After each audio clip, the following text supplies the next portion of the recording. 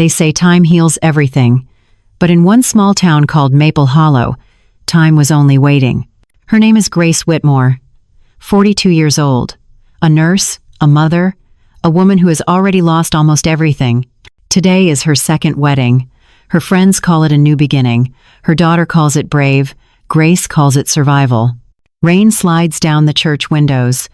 Inside, the organ hums softly, roses line the aisle, and every guest is smiling.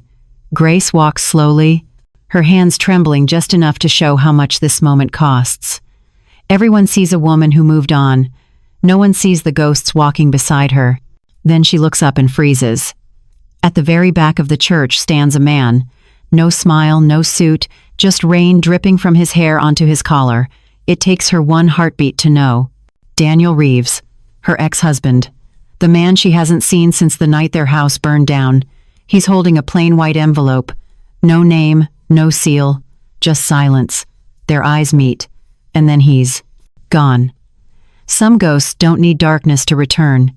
They come back the moment you think you're safe. Hours later, the reception sparkles with laughter and champagne. Grace smiles for pictures, toasts, small talk, but her mind is still in that back row. When no one's watching, she slips into the dressing room. On the vanity mirror lies a white envelope, edges damp from the rain, the same one he held. She opens it. Inside, an old photo of her and Daniel sitting on the hood of his fire truck, laughing at something she can't remember anymore. And one short line written in his familiar hand.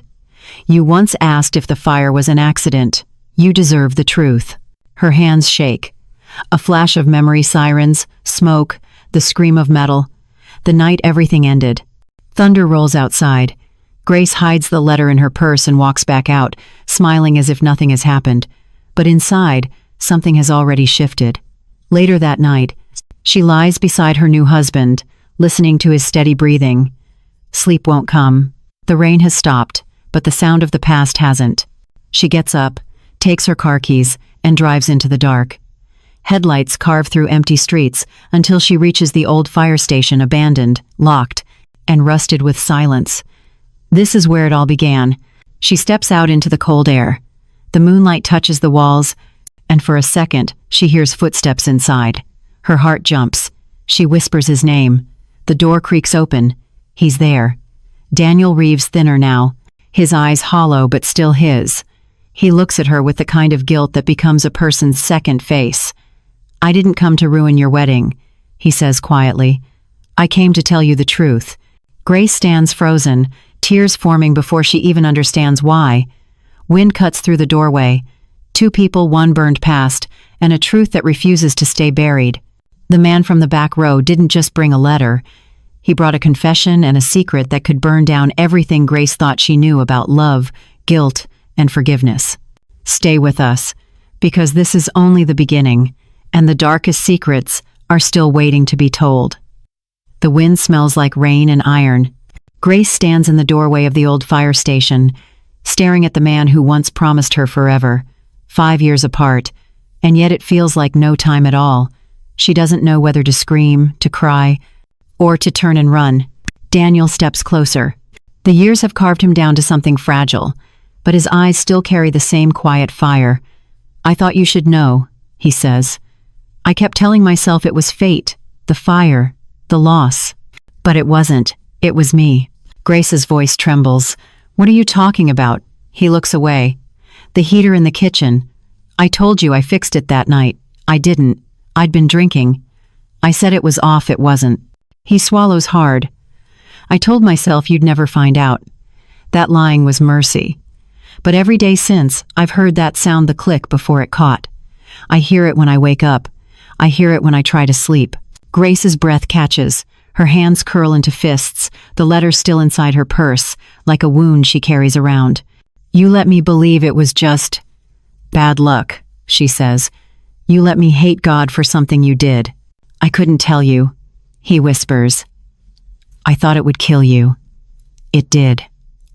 The words come out cold, sharp, heavier than anything else she's said tonight. They stand in silence. Rain begins again, thin and steady, tapping on the tin roof like an old heartbeat. Grace looks around the station. Everything is frozen in time. the lockers still labeled with names of men who've moved away or died. A half-peeled poster reading, "Heroes run toward the fire." She can still see the night Daniel came home covered in soot, the night she told him she was pregnant, the night they believed the world was simple. But nothing about that night was simple. She remembers the smell, gas, smoke, metal, and Daniel dragging her out, coughing, his eyes wild, screaming her name as flames climbed the walls. By dawn, everything they owned was gone. And inside the wreckage, doctors found what they both feared most, the tiny beginning of the child she'd been carrying for just 8 weeks. She never forgave the world after that, and he never forgave himself. Now, standing here, she sees the man who left her and realizes he never escaped either. Addiction was just another kind of fire he walked into. She wipes her face. So what now? Her voice shakes, but it's steady enough to hurt. Daniel reaches into his jacket and pulls out a small coin, a bronze chip, worn smooth. 3 years sober, he says.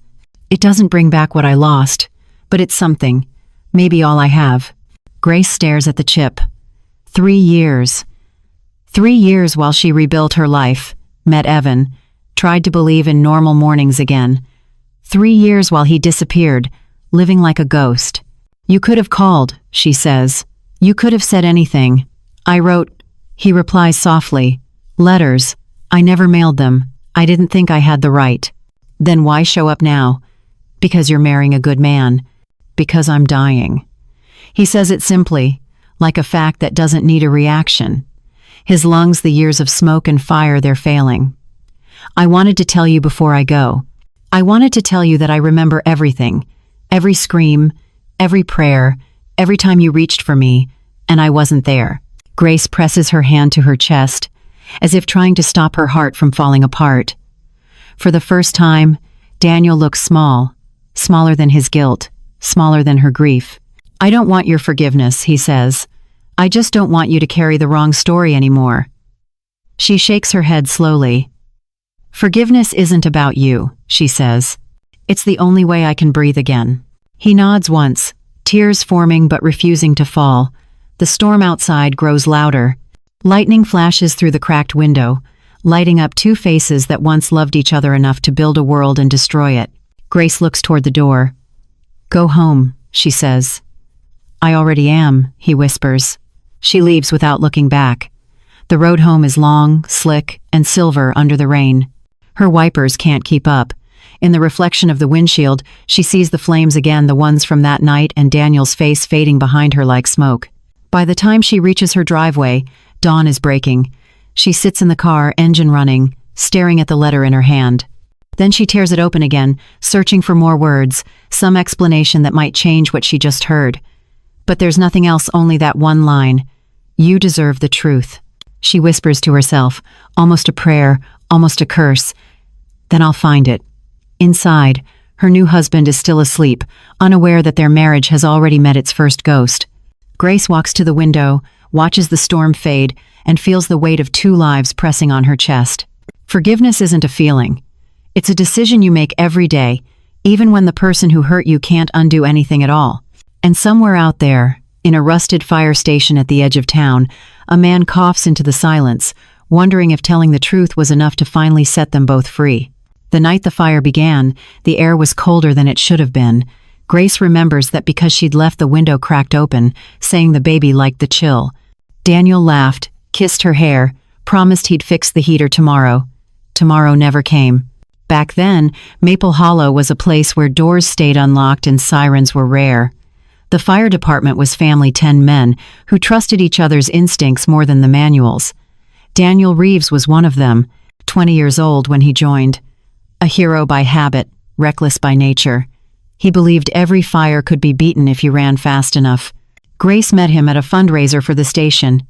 He spilled coffee on her uniform, tried to apologize, and she fell in love before he finished the sentence. He made the world feel wide, brave, endless. When he laughed, it was a sound you could live inside. For a few years, they were unstoppable. The small house, the dog, the baby announcement written on a napkin. He carried her through the doorway on their wedding night, swearing he'd always come back. And for a while, he did. But even heroes have edges. The job changed him. The alarms at 2 a.m., the smell that clung to his skin, the funerals that started piling up. He stopped sleeping, stopped talking, started drinking not to celebrate but to quiet something that wouldn't stop burning inside. Grace pretended not to see it. She told herself he just needed rest, but addiction doesn't rest, it waits. It learns your routines, your weaknesses, the exact moment when you'll choose silence over confrontation. The night of the fire, Daniel had come home from a 12-hour shift. He was half awake, half drunk, still wearing his boots. The heater had been acting up for days, clicking, sighing, begging for attention. He meant to fix it. He meant to do a lot of things. Grace had already gone to bed. She remembers turning over, hearing the door close, thinking he'd gone out to smoke. Then the smell reached her before the sound did smoke, faint and sharp. When she opened her eyes, the hallway was orange. Daniel kicked the bedroom door open. She can still see his silhouette against the flames, shouting her name. The next moments come in, flashes his arm around her waist, the scream of the smoke alarm, the cold air as they stumbled outside. And then, his face when he realized she was bleeding. Later, at the hospital, a doctor told her what she already suspected. The baby hadn't made it. 8 weeks along, barely the size of a heartbeat. The fire took it before they could even name it. Daniel never forgave himself. Grace couldn't look at him without seeing the smoke. Every argument, every silence, every tear afterward smelled like gasoline. When she finally left, she didn't slam the door. She just stopped looking back. He fell deeper into the bottle, lost his job, lost his friends. He tried rehab twice, failed both times. The third time stuck barely. By then, Grace had vanished from his life. He watched her new beginnings from the sidelines, the nursing promotion, the new house, the man who wasn't him. People in town whispered that she was strong. He called it survival, but strength has a strange gravity. It pulls old wounds toward it until they demand to be seen again. That's why he went to the wedding. Not for drama, not for forgiveness, for truth. He'd carried it like a splinter under his skin for 5 years. Every time he breathed, it bled. And now, with the doctors saying his lungs were collapsing, he wanted the one thing that fire can't destroy: honesty. The letter was supposed to be enough, but when he saw her walk down that aisle, he realized it wasn't. He needed her to see him, not the addict, not the monster, just a man who made a terrible choice and spent half a lifetime paying for it. The morning after their meeting at the station, Daniel sits on the edge of his bed, watching sunlight creep across the wall. His chest rattles when he breathes. He looks at a box of old photos, him in uniform, Grace in a white sundress, the ultrasound picture they never framed. He pulls out a pen and starts writing another letter. His handwriting shakes. He writes about the heater, about the whiskey, about the sound of the flame catching. He writes about carrying her out and realizing the world doesn't give second chances. People do. He writes that he's sorry not in the way addicts say sorry, but in the way dying men mean it. Then he seals the letter and writes her name one last time, Grace. No title, no return address. Outside, sirens wail somewhere in the distance, and for a moment he almost smiles. He spent half his life running toward the sound of other people's emergencies. Now, he finally understands his own. He folds the letter, slides it into the same envelope she already holds because some truths arrive twice, once written, once spoken. And miles away, Grace sits at her kitchen table, coffee cooling in her hand, staring at the rain outside. She doesn't know that the man she once loved is fighting for his breath. She doesn't know the letter in her purse is only half the story. All she knows is that forgiveness feels like standing in the middle of the fire again, but this time, not running. Morning drifts into Maple Hollow like a tired apology. The rain has stopped, but everything still smells of it: wet asphalt, cedar, and regret. Grace sits at the kitchen table, coffee untouched, wedding ring catching the dull light. On the counter lies her phone. One new message. From Daniel. 3 words. Thank you for listening. She reads it again, then again, until the letters blur. Part of her wants to reply, part of her wants to delete it, and part of her wants to drive back to that fire station and ask 1,000 questions she's not ready to hear the answers to. Upstairs, Evan is awake. She hears him moving, the sound of drawers, the soft weight of his footsteps. When he comes down, he smiles like everything is normal. He kisses her forehead and says, "You didn't sleep." She shakes her head. Too much coffee. It's the first lie of their marriage, and she feels it settle between them like dust. He talks about work contracts, deadlines, numbers. Grace nods but doesn't really listen. Every sound in the room feels too loud, too real. The clock ticks like a reminder that pretending also takes time. Later that day, she goes back to the hospital. Same corridors, same smell disinfectant, and human hope. She's been here 1,000 times as a nurse, but today feels different. She keeps thinking about Daniel's lungs, the sound of him coughing between words, the quiet resignation in his eyes. She could check the records, she knows the system well enough, but she doesn't. Some truths need to come to you, not be hunted down. At home, Lucy visits for dinner. 19 years old, restless and sharp. She talks about college, about independence, about a world that doesn't scare her yet. Grace watches her, half smiling, half mourning all the things her daughter doesn't know. Then Lucy says, "I saw him." Grace freezes. "Who?" "Dad. At the church. I thought you saw him too." The room stops breathing. Grace tries to keep her voice steady. "Why didn't you tell me?" "I didn't think it mattered," Lucy says. "He said he just wanted to drop something off. He looked tired, old, but he smiled when you walked by."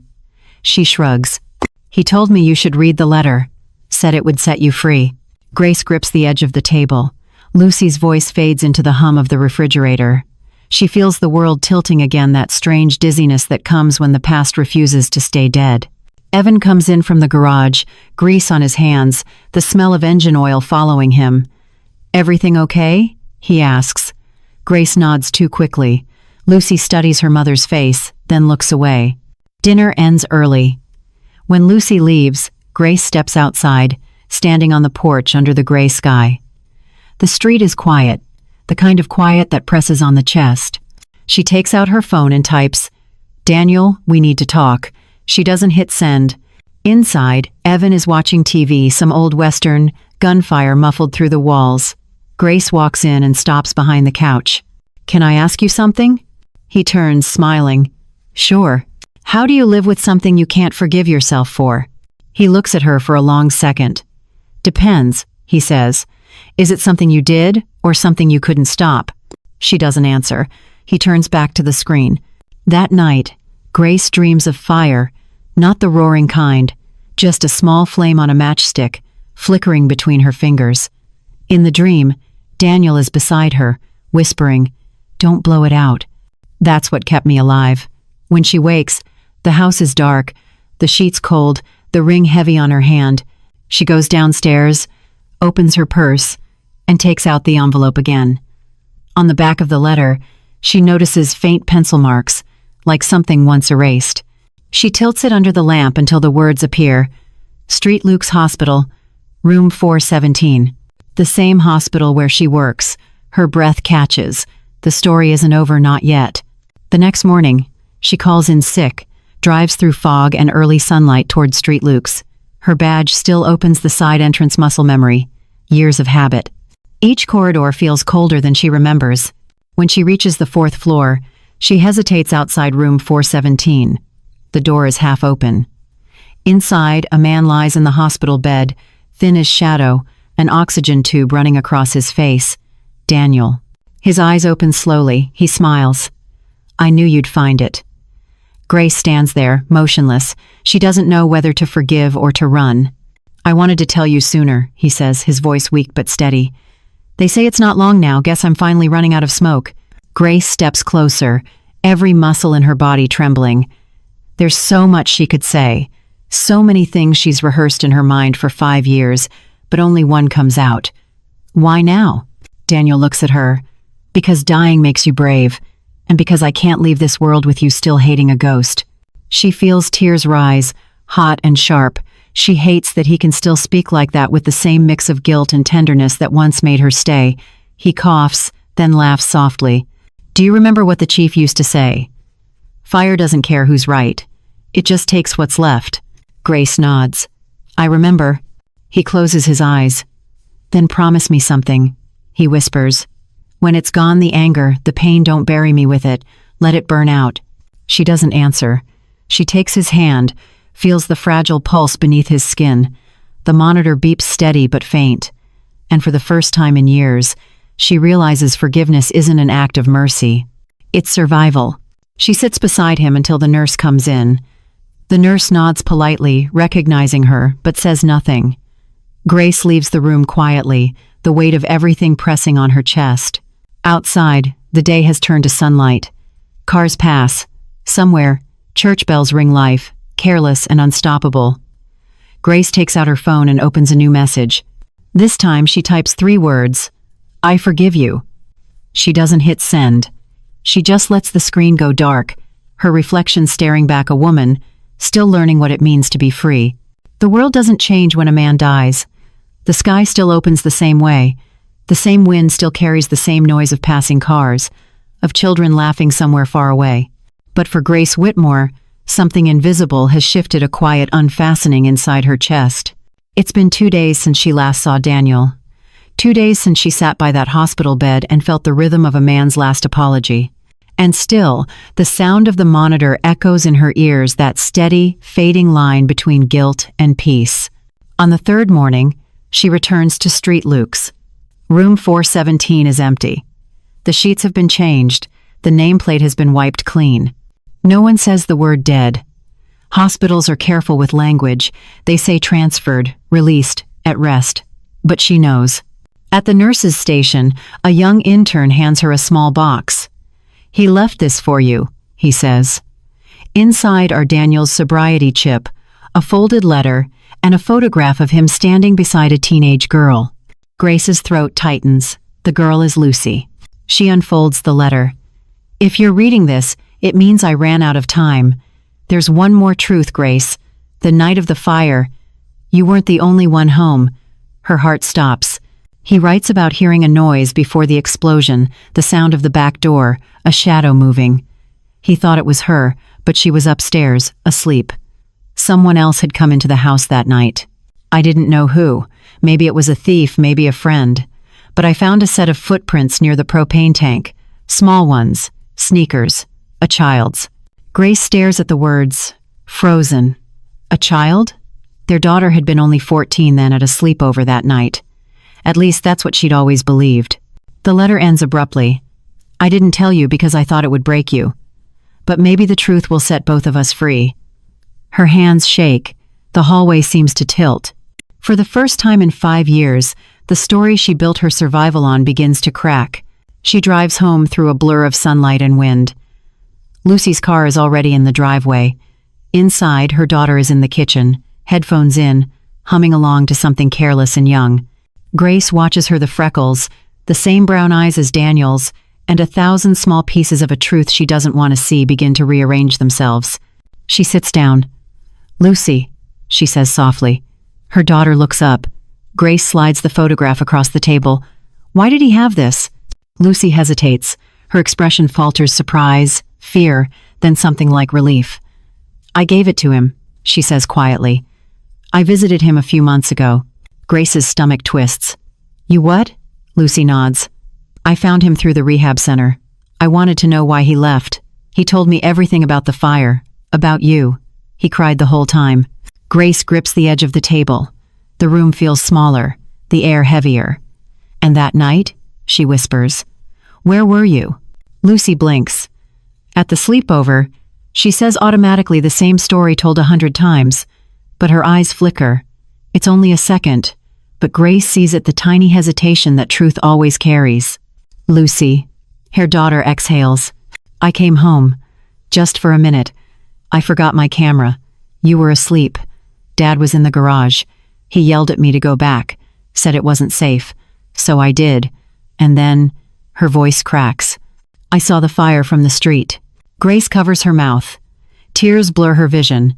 All these years, she had blamed Daniel, hated him, divorced him, and all along, Lucy had been there, not guilty. Just a child who walked into the wrong moment. Lucy sobs. I didn't tell you because I thought you'd never look at me the same. Dad said it was his fault. He said he'd take everything so you wouldn't have to hate me. Grace reaches for her daughter, pulls her into her arms. The sobs are messy, loud, human, the kind that undo years of silence. Outside, the wind shifts. A storm is building again over Maple Hollow, soft thunder, heavy air. But inside that house, the fire has already changed shape. It's no longer destruction. It's revelation. Grace strokes Lucy's hair. "It wasn't your fault," she whispers. "It was never your fault." Lucy shakes her head. "But now he's gone." Grace looks toward the window, the sky bruised with clouds.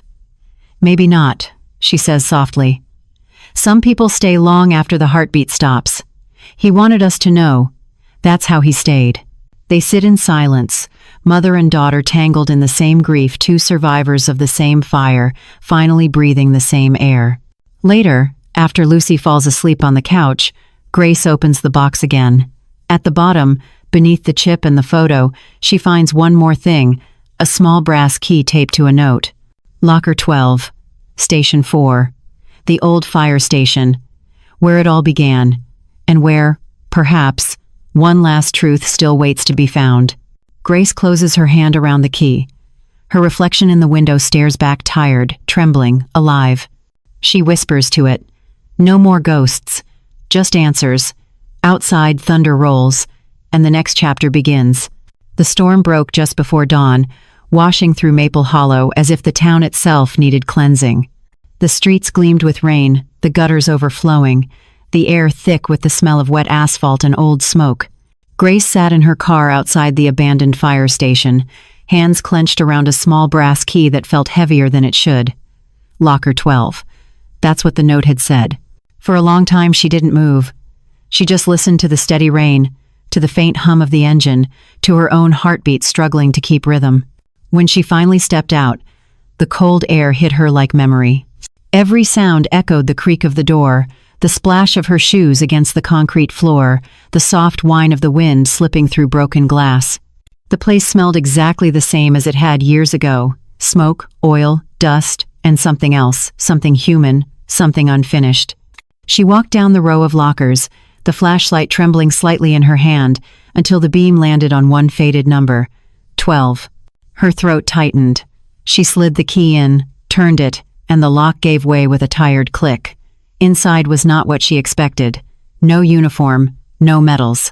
Just a few old notebooks stacked together, a cassette tape, and a sealed envelope with her name written across the front in Daniel's familiar handwriting.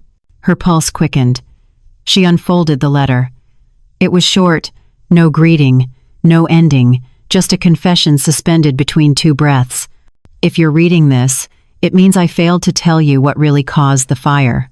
Grace's hands trembled as she turned the pages of the notebook. The ink was uneven, the words cramped and desperate, written by someone trying to outrun time. He'd confessed to the drinking, the guilt, the sleepless nights. But there was something else, a name that appeared again and again. Chief Weller. The name hit her like a gust of wind, her old neighbor, her father's friend. The man who had led the investigation the night everything burned. Daniel's notes painted a different story. Weller told me to stay quiet, said it was easier for everyone if we called it an accident. The department couldn't afford another scandal.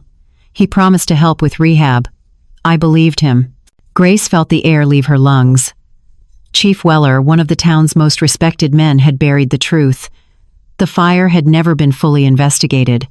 The report that blamed Daniel was more than an oversight, it was deliberate.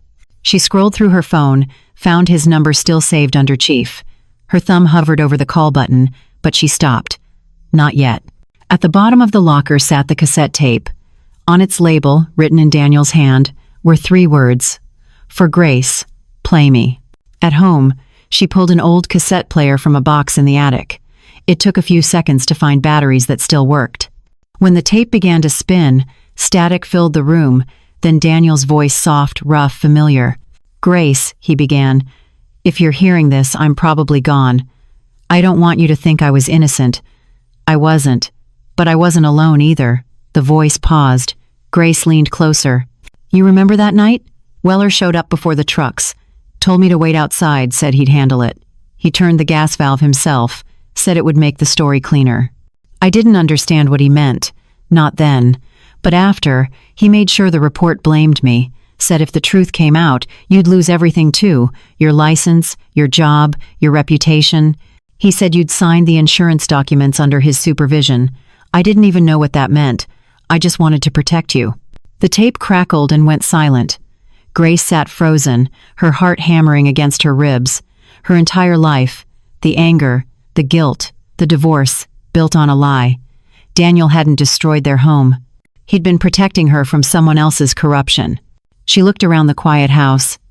The ticking clock sounded cruel now. The truth had weight, and it was finally crushing her. Her phone rang.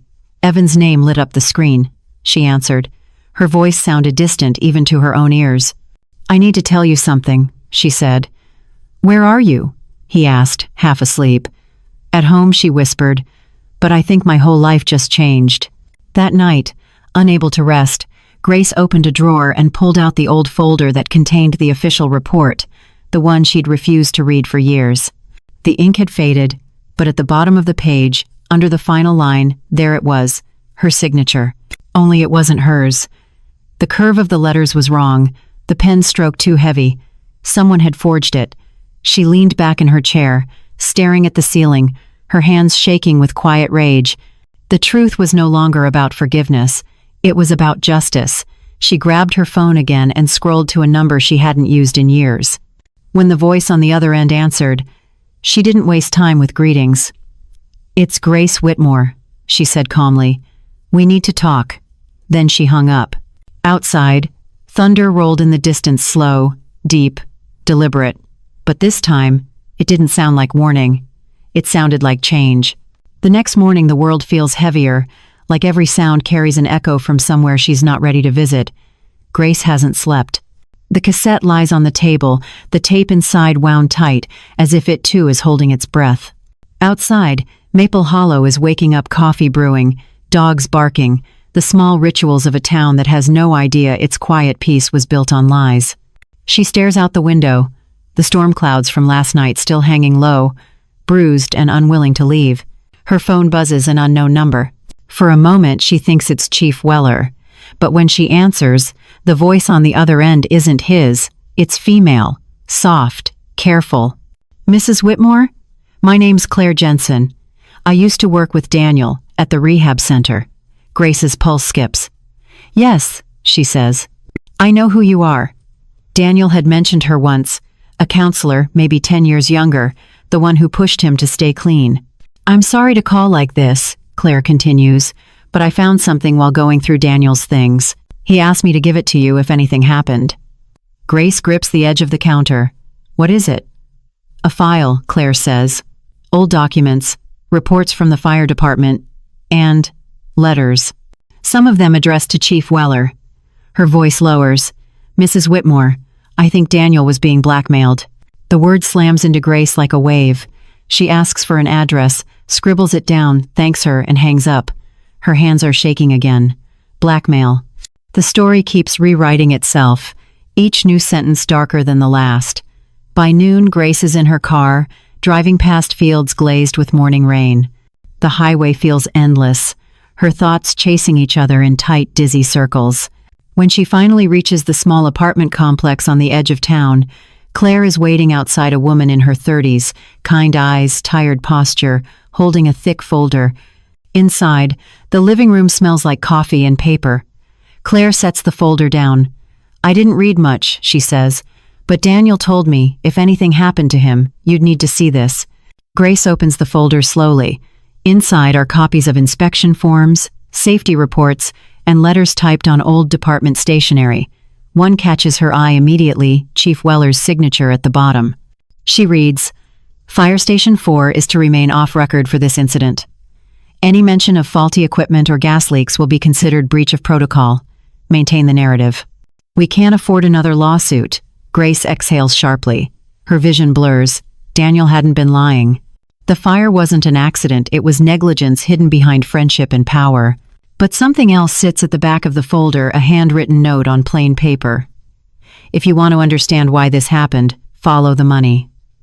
Grace looks at Claire. "What does this mean?" Claire shakes her head. "I think Weller was taking kickbacks from a private contractor. Faulty heating systems, no maintenance, it was cheaper that way. Daniel found out. That's why they buried him."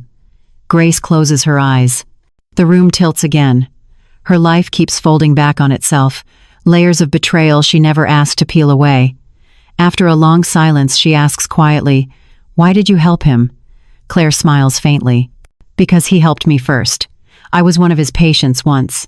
I got clean because he didn't give up on me. He said the only way to make peace with your mistakes is to tell the truth about them." Grace nods. Daniel's voice echoes in her memory, that same rough sincerity that always made her want to believe him. When she drives home, the sun has broken through the clouds.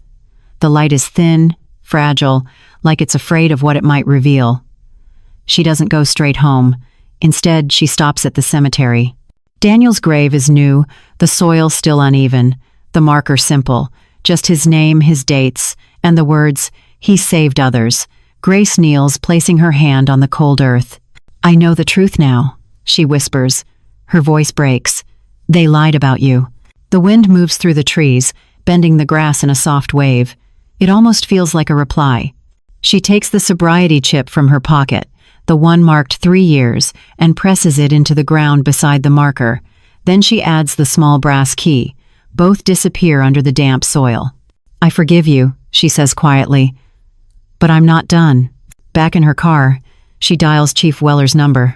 Voicemail. Her message is calm, steady, deliberate. "This is Grace Whitmore. I've read Daniel's notes. I know what you did, and I'm not going to be silent anymore." She ends the call, her reflection staring back from the windshield, older, stronger, and finally awake. As she pulls out of the cemetery, a dark SUV parked down the road starts its engine. Its headlights flicker once, then follow her from a distance. Grace doesn't notice. The story isn't finished. But now, someone else knows she's digging, and Maple Hollow's secrets are beginning to stir. By the time the sun went down, Grace could already feel something wrong in the air. It wasn't just fear, it was awareness. That quiet, heavy feeling when you realize someone has been watching you long enough to learn your rhythm. The black SUV had appeared twice that day. Once outside the grocery store, once near the clinic parking lot. Never too close, never too far. Just enough to remind her that silence was no longer safe. Inside her house, every light was on, every curtain drawn. The folder from Claire lay open on the dining table, pages covered in Daniel's handwriting and photocopied reports from the fire department. She read them again and again until the words began to blur, until the letters themselves seemed to twist into smoke. At the bottom of one page was the phrase that wouldn't leave her head, "Follow the money." It echoed like an order. She opened her laptop and began searching the town's public contracts. Old invoices, heating equipment, safety checks, all the boring details that most people never bother to read. And then she saw it. A string of identical signatures. Payments approved by Chief Weller, all routed to a small construction supplier, registered under his brother-in-law's name. Daniel's fire wasn't the only one connected to that company. There had been 3 others in the county over the past decade, all ruled accidental. Grace stared at the screen until her hands went cold. It was corruption, and it was local. And Daniel had died carrying it alone. She picked up her phone and started to dial the number from Weller's old business card, but stopped halfway through. No voicemail, no confrontation. Not yet. She needed proof, not instinct. That night, the rain came back. Heavy and constant, drumming against the windows like impatient fingers. She poured herself a glass of water, turned off the lights, and sat in the living room, waiting for calm to return. But it didn't. Because outside, across the street, parked beneath the street lamp, was the same black SUV. This time it didn't move. It just waited. Her phone rang, an unknown number.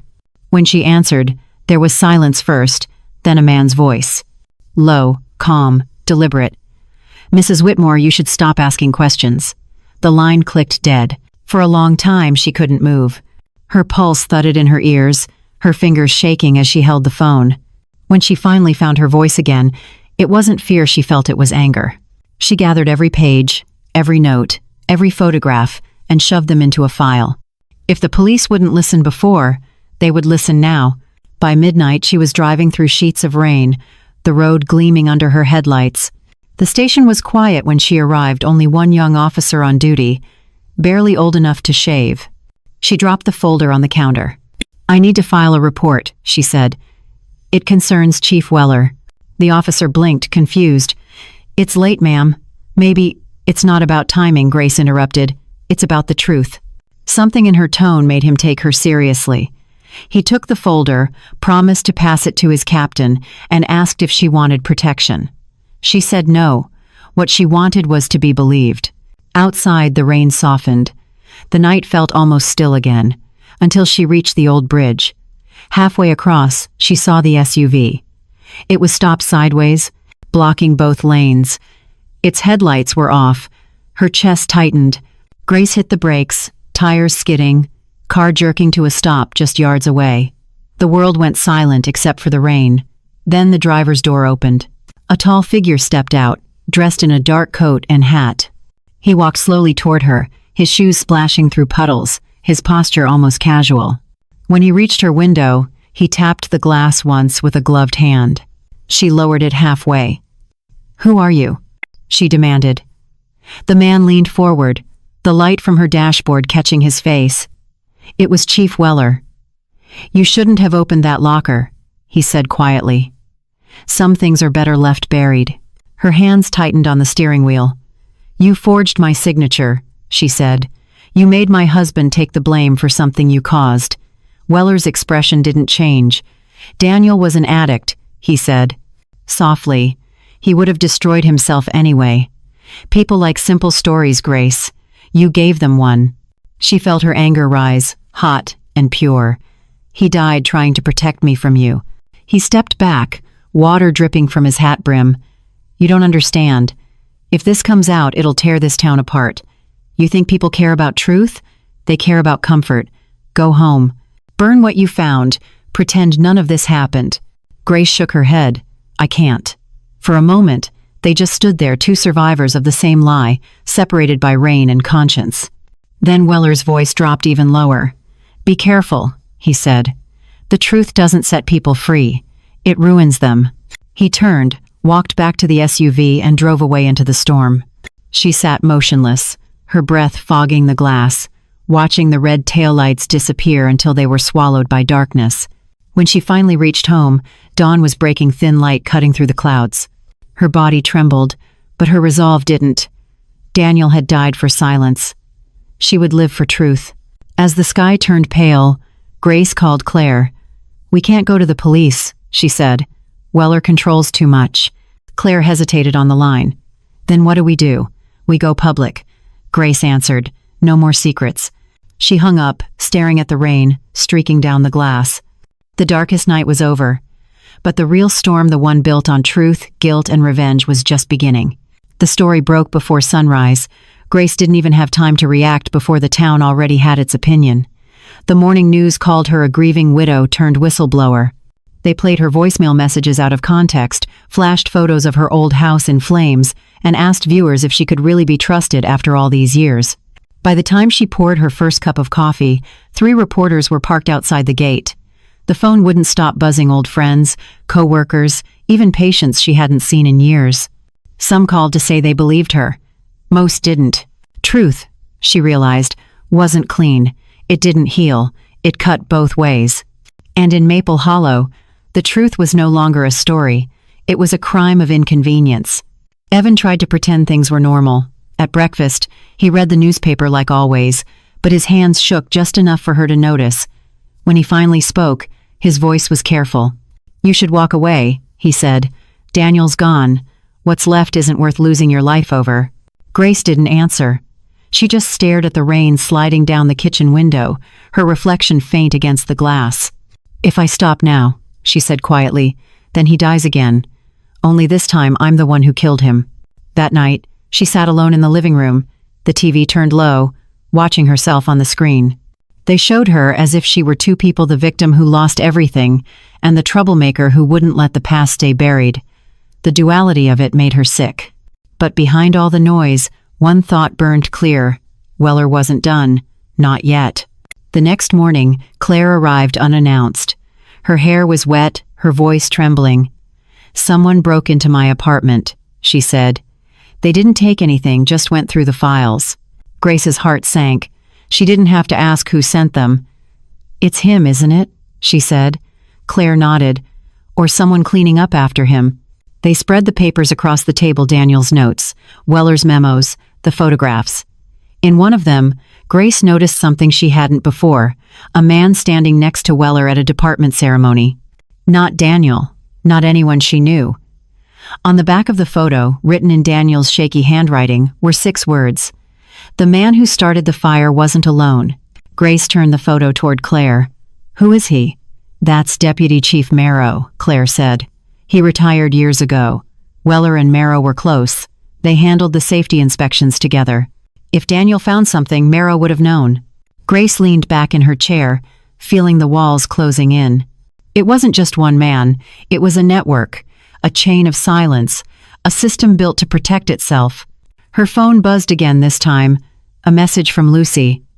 Mom, people at school are saying you lied about Dad. Can I come home? Grace closed her eyes and typed back, Yes. Please come home. When Lucy arrived that evening, she looked older somehow, not by age, but by everything she'd been forced to carry. She stood in the doorway, hesitant, as if waiting for permission to exist. Are they going to arrest you? She asked. Grace smiled softly, though her eyes were tired. No, she said. They can't arrest someone for telling the truth. Not yet. Lucy's lips quivered. You were right about Dad, weren't you? Grace nodded. He made mistakes, but he wasn't a monster. Lucy started to cry, and Grace pulled her close, holding her until the sobs softened into silence. For the first time in years, they weren't fighting the same fire from opposite sides. They were surviving it together. Later that night, after Lucy had fallen asleep, Grace drove out to the edge of town. The sky was low and heavy, the kind of darkness that felt personal. She stopped near the old fire station, the building now half collapsed, wrapped in police tape no one enforced anymore. She stood there in the rain, staring at the broken windows glowing faintly with moonlight. Daniel, she whispered, if you can hear me, I kept my promise, but I don't know how much more I can carry. The wind moved through the trees, carrying the smell of smoke and wet earth. It wasn't forgiveness she felt. It was exhaustion, the kind that settles deep in the bones when you've been brave for too long. When she got home, the house was silent except for the rain. The phone was ringing again, the same unknown number. For a moment she almost ignored it. Then she picked it up. The voice on the other end was male, older, roughened by cigarettes and years. Mrs. Whitmore, the man said, you don't know me, but I know what Weller did. I was there the night of the fire. Grace's grip on the phone tightened. Who are you? My name doesn't matter, he said. What matters is that Weller kept a file, evidence, money transfers, reports that were never logged. He keeps them in his lake house near the quarry. If you want the truth, that's where it lives. The line went dead before she could speak. Grace stood in the quiet, the sound of rain hammering the roof, her pulse matching its rhythm. Every instinct told her it was a trap. But another voice, quieter, older, hers whispered that she had come too far to turn back now. She looked down the hall where Lucy slept, safe for now. And in that moment, the decision formed not as a thought, but as a certainty. Tomorrow, she would go to the lake, alone. Because some stories don't end when the truth is found. They end when the truth is proven impossible to bury. The lake was still when Grace arrived, wrapped in a gray mist that blurred the line between water and sky. She parked her car on the dirt path and sat for a long moment, listening to the soft hiss of rain against the windshield. The world outside felt paused, as if everything that had happened, all the lies and noise and fear, had been suspended in this quiet place. When she finally stepped out, the cold air hit her lungs like clarity. She had come before dawn, leaving Lucy asleep at home, leaving a note that said only I need to finish this. The road to Weller's lake house had been empty, long stretches of fog and gravel, as if the world itself was holding its breath. The house stood at the edge of the quarry, an old wooden structure slumped beneath pines, its reflection broken on the water below.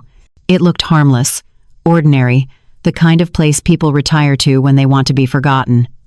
Grace approached slowly, her shoes sinking into the damp earth. The back porch door was unlocked, like someone expected her. Inside, the air was thick with mildew and smoke. Dust hung in the light of her flashlight, drifting like old secrets. Framed photographs lined the hallway. Weller, shaking hands with mayors, standing with firefighters, smiling with his wife. faces of men who had once been called heroes, faces she now knew were accomplices. She found the office easily. A metal safe sat beneath the desk, half hidden by boxes. No digital lock, just a dial. She crouched down, the air tight in her chest, and turned it slowly. Twice left, once right, twice left again. On the third try, there was a soft click. Inside were several thick envelopes, 3 cassette tapes, and a ledger marked Fire Fund. She sat on the floor and began reading. The handwriting was familiar. Daniel's notes copied over, mixed with Weller's initials and stamped approvals. It was all there. Contracts, payments, forged inspection reports, a trail of money connecting the department to a private company that sold cheap, unsafe heating units across the county. Each line she read felt like another match struck inside her chest. The night of her fire, the death of their child, Daniel's addiction, all of it had been twisted around this corruption. He hadn't been a drunk who made a mistake. He'd been a man buried alive under other people's sins. When she reached the last page, she realized she was crying quietly, without sound. The ledger slipped from her hands, and for a moment she could only sit there, breathing through the weight of it. Then she heard the car. A door slammed outside, followed by footsteps on the porch. Grace froze. The sound moved closer, deliberate, confident. The doorknob turned, and a voice called from the dark. "Grace, I hoped you'd be smarter than this." Chief Weller stepped into the doorway. His coat dripped with rain, his expression calm but tired. "You shouldn't have come," he said. "You don't understand what you've stepped into." Grace rose to her feet, the bag of evidence clutched to her chest. "You forged my name," she said. "You let my husband take the blame for something you did." He gave a slow, patronizing sigh. Daniel was unstable. "You know that better than anyone. He was going to fall apart sooner or later. I just made sure his fall meant something." "You burned down lives for money," she said. "I saved this town," he snapped, suddenly louder. "Do you think people here want your truth? They want order. They want comfort. You start shouting, and everything falls apart, the department, the city, maybe even you." Grace backed toward the window, heart pounding. "You're done, Weller. I have everything I need. You think anyone will believe you?" he said, stepping closer. "You've already been on the news, the unstable widow chasing ghosts. They'll pity you for a week and forget you by Sunday." She could see the water behind him, rippling under the storm. She didn't know if she meant to fight or to flee, but she knew she wouldn't give him what he wanted. "I don't care who believes me," she said. "I just want it to end." For a moment, the two stood motionless, faces inches apart, the rain beating harder on the roof. Then she threw the bag toward the open window behind him. It hit the dock outside with a heavy thud. Weller lunged, but she shoved him hard, and he stumbled backward. His foot caught the edge of the rug, his shoulder struck the window frame, and the glass shattered around him. He fell into the lake with a sound that broke the silence like thunder. Grace stood frozen, staring at the black water, waiting for him to surface, but he didn't. The ripples spread outward, wider and wider, then vanished into stillness. For a long time, she couldn't move. Her breath came in sharp, uneven bursts, fogging the broken glass beside her. When she finally stepped outside, dawn was beginning to rise over the lake, pale light cutting through the mist, turning the water to silver. She picked up the bag from the dock, holding it tight against her chest, and walked back toward the road. The air smelled of rain and smoke and pine. The sky was clearing. By the time she reached her car, the first sunlight was breaking through the clouds. She sat behind the wheel, soaked and shaking, but somehow calm. The bag of evidence lay beside her on the passenger seat, everything Daniel had tried to prove, everything he had died for. For the first time in years, she wasn't running from the fire anymore. She was walking out of it. Grace didn't sleep the night she came back from the lake. The image of Weller sinking beneath the water replayed behind her eyes again and again, not as relief, not as guilt, but as something heavier, something final. She sat at the kitchen table until dawn, the bag of evidence beside her, the world outside beginning to stir. For the first time, she realized how quiet her house had become. The reporters were gone. The neighbors had stopped whispering. Even Evan hadn't come home. All that was left was her, the truth, and the silence that comes after you've burned everything else down. When the morning light reached the window, she opened the bag. The pages were still damp from the rain, edges curled, ink smudged in places where her hands had pressed too tightly. But the words were there. The ledger, the contracts, the signatures, proof of every lie. She spread them across the table and began organizing them like a nurse preparing instruments for surgery. She wasn't thinking about fear anymore. She wasn't thinking about safety. She was thinking about Daniel and how he'd tried to do the same thing years ago alone. She whispered to herself, "Not this time." By mid-morning, she called Claire. Her voice was calm, clear, almost unnervingly steady. "I'm done hiding," she said. "We take it to the press, all of it." Claire didn't argue. Maybe she'd expected this. Maybe she'd been waiting for Grace to finally say it out loud. They agreed to meet at a cafe on Main Street, one that faced the courthouse, a public place, impossible to silence. Grace gathered the documents, placed them neatly into a plastic binder, and drove into town. Maple Hollow was different that morning. The air felt strange, expectant. People stared as she parked her car, their looks a mix of curiosity and judgment. She had been the town's tragedy once. Now she was its scandal. As she walked past the church, she heard a woman murmur, "That's her." Grace didn't turn. She kept walking, chin high, heart hammering so hard she could feel it in her fingertips. Claire was already at the cafe, waiting near the window. Her laptop was open, a journalist from the state paper on a video call. "He's ready," Claire said. "He'll publish today if we can verify the documents." Grace handed over the binder. The reporter's voice came through the speaker, calm, precise, practiced. "Mrs. Whitmore, are you willing to go on record?" Grace hesitated for half a second, then nodded. "Yes. Everything I say will be true." They went through it page by page, the forged signatures, the false inspections, the payouts, the death certificates. Grace explained how Weller had manipulated Daniel, how he'd turned the department into a machine for profit and silence. Claire backed her up, referencing Daniel's letters and the rehabilitation records that proved he had been sober when he died. By the time the call ended, the reporter's tone had shifted. It was no longer curiosity, it was gravity. "This will start something," he said quietly. "Are you ready for that?" Grace looked out the window, at the courthouse steps across the street where she had once signed her divorce papers. "I've been ready for 5 years," she said. An hour later, the story was live. The headline spread fast. "Buried fire. Widow exposes corruption behind Maple Hollow tragedy." Within minutes, the town's phones lit up. Calls to the mayor's office, the fire department, the district attorney. News vans began to gather near the square. For the first time since the fire, people stopped talking about Grace and started listening to her. But the quiet didn't last. By evening, the local police announced that Chief Weller was missing under unusual circumstances. The phrasing was deliberate, designed to plant doubt, to turn the story back on her. Commentators speculated. Headlines twisted. "Whistleblower or killer?" read one. "Hero's death sparks new mystery," read another. The truth, it seemed, wasn't enough to save her from suspicion. That night, when she returned home, the house felt colder. Lucy sat on the couch, watching the news replay.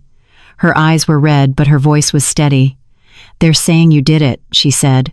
Grace sat beside her, took her hand. "I know," she whispered. "But I didn't." Lucy nodded slowly. "I believe you." For a long moment, they just sat there, mother and daughter, two survivors surrounded by ghosts that finally had names. Grace realized something in that silence. Truth doesn't erase pain. It only explains it. And sometimes, that's all people need to start healing. The next day, federal agents arrived in Maple Hollow. The investigation was official now. Weller's files matched Grace's copies. Money trails confirmed. Names were named. Arrests began, not her, but others. The system that had protected itself for so long was finally cracking open.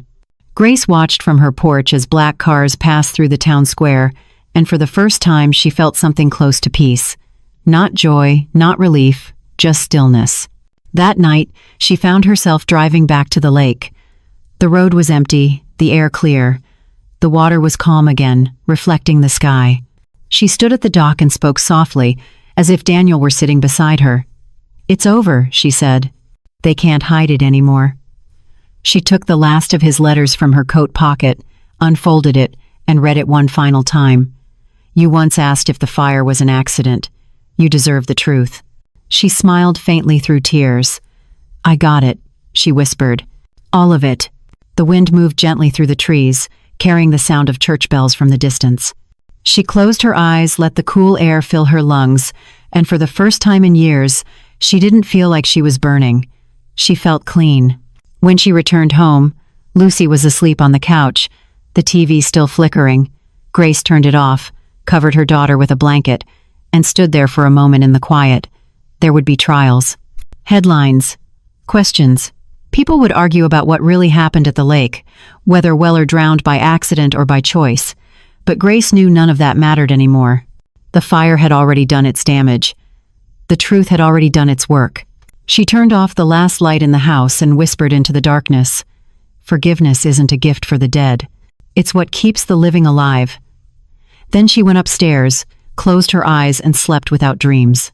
The days that followed felt both endless and weightless, like time had been stretched thin, too fragile to hold the weight of everything that had happened. The headlines came and went in waves.